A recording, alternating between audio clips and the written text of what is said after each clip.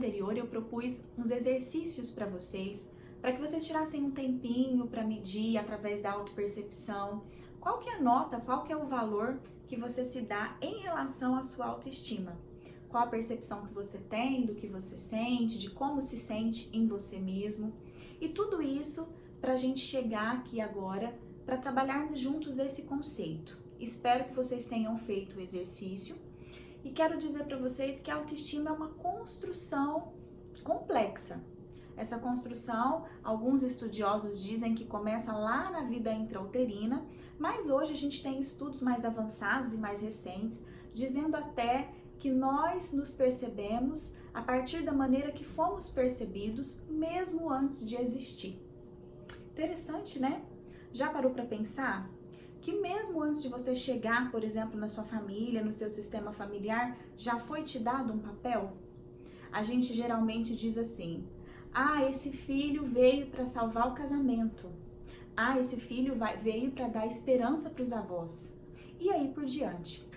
Nós chegamos a esse mundo já recebendo uma autoimagem. A autoimagem, ela está muito relacionada à autoestima.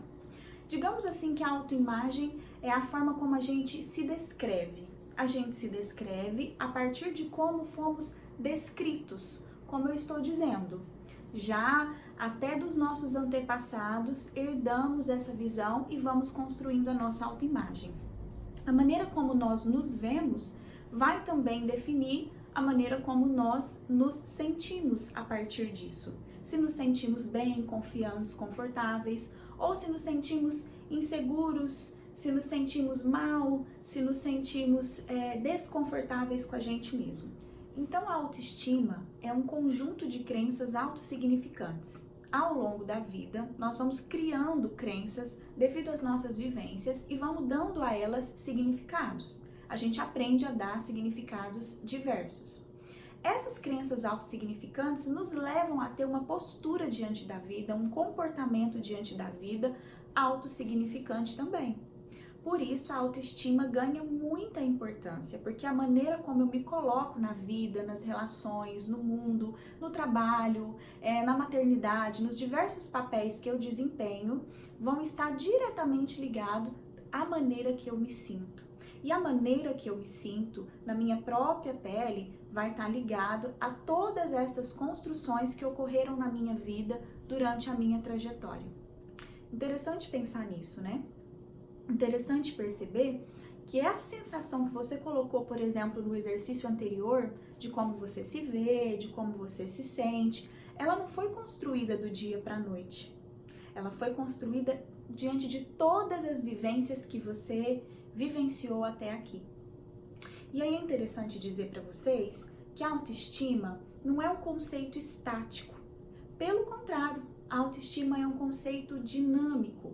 O que isso significa? A autoestima não é algo que eu criei e pronto. E isso nos dá uma esperança muito grande de estar sempre melhorando e trabalhando em cima de nós mesmos. Porque nós podemos ressignificar tudo aquilo que nós vivemos e tudo aquilo que nós sentimos. Se até aqui eu construí uma autoimagem e essa minha autoimagem se tornou uma autoestima de determinada maneira, eu posso também olhar para isso com outros olhos, quem sabe hoje numa fase mais madura, e ressignificar tudo aquilo que eu vivenciei. Ressignificando a minha autoimagem, reconstruindo ela, eu vou ter uma autoestima diferente. Por exemplo, tendo uma autoestima diferente, eu vou ter comportamentos diferentes diante da vida. Duas coisas estão mais diretamente relacionadas à autoestima, que é o autoconhecimento e o autocuidado. É interessante pensar que cada vez que eu me conheço mais, eu consigo identificar as minhas necessidades e consigo atender as minhas necessidades. Se eu me cuido, com certeza eu me sinto melhor comigo mesma.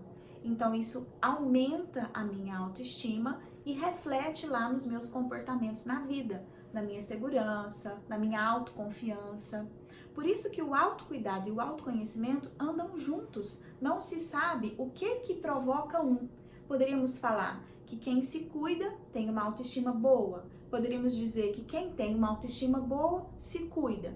não sabemos aí o que conduz a quê, mas está tudo interligado. Por isso que no desafio nós começamos com essa postura de autocuidado, de se olhar, de se perceber, para então a gente conceber a autoestima. Mas como a nossa proposta é de ampliar o olhar, nós não vamos olhar simplesmente só para a autoestima. Se ela está baixa, se ela está alta, e isso você já respondeu no exercício anterior.